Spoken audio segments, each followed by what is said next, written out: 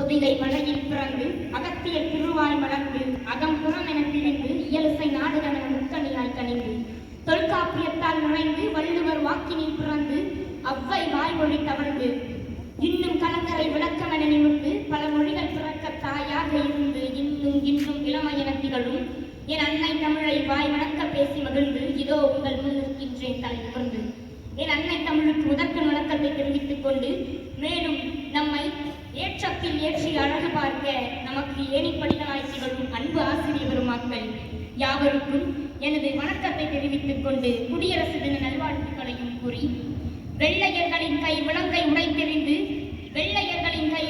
உடைத்தெறிந்து நம் வீர திருநாடு பூரித்த நாள். ஆம், சாதி மத மொழிகள் கடந்து அனைவரும் ஒன்றென எழுந்து நிற்கும் ஓர் நாள். நாம் இந்தியா குடியரசு பெற்ற அடுத்த நாள், குடியாட்சி உருவான நாள். நமக்கென சட்டம் வகுத்த இந்நன்னாளில் நாம் வீர தமிழர்களின் முகத்தை கண்டு பெருமிதம் கொள்வோம். நம் காந்தியடிகள் காட்டிய அகிம்சை வழியே அடிமைத்தனத்தை வேறறுப்பதற்கான சரியான வழி, ஒரு ஒளி வழி. நம் அண்ணல் அம்பேத்கர் அவர்கள் இந்த குடியாட்சியை அமைப்பதற்காக பாடுபட்டார் என்றால் அது மிகையாகாது. அவர் ஏற்றத்தில் ஏறுவதற்கு நம் அரசியலமைப்பு சட்டத்தை ஏணியாக மாற்றினார். இந்தியர் என்ற ஒற்றை வார்த்தையை பயன்படுத்தி இம்மயம் முதல் குமரி வரை இணைத்த சரித்திர நாயகர் அவர். பெண்ணை பேணி பாதுகாப்பதற்காக அன்றே சட்ட புத்தகத்தில் தடம் பதித்தவர் நம் அண்ணல் அம்பேத்கர் அவர்கள். அது மட்டுமல்லாமல் ஒடுக்கப்பட்ட மக்களுக்காகவும் பெண்களுக்காகவும் தனிமையான சுதந்திரமான ஓர் உரிமையை வழங்க வேண்டும் என்பதற்காக அயராது பாடுபட்ட ஓர் மாமனிதர் என்றால் அதன் நம் அண்ணல் அம்பேத்கர் அவர்கள் தான். ஏன் இவ்வளவு தூரம்?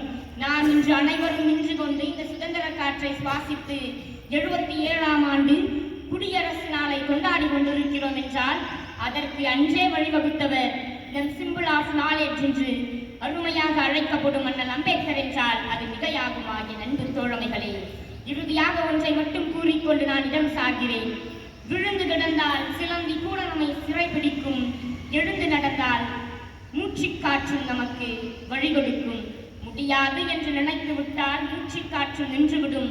முடியும் என முளைத்தெழுந்தால் மூளைக்குள் மின்சாரம் பிறப்பெடுக்கும். முயற்சியை மேம்படுத்தினால் எண்ணியவாறு நடக்கும். இடையூறுகள் எரிந்து சாம்பலாகும்.